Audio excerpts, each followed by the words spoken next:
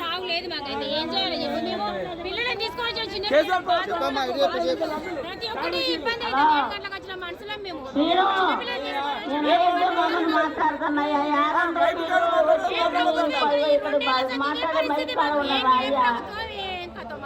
bus stand లో ఉన్నాయా bus stand కాడికి వచ్చిన చూస్తున్నాయా శ్రీను నల్లబండగూడెం అయ్యమ్మని మాట్లాడేది గన్నం శ్రీను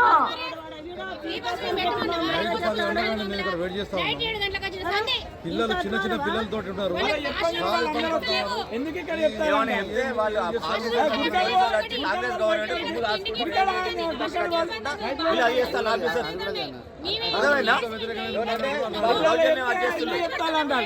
మీరు ఇలా చెప్పదు ఎందుకు చెప్తానంటారు మన అక్కడ మెయింటైన్ చేస్తే అయిపోతుంది కదా ఇక్కడ చెప్పకండి పట్టుకొని ఇంతవరకు ఒక బస్సు ఉండదా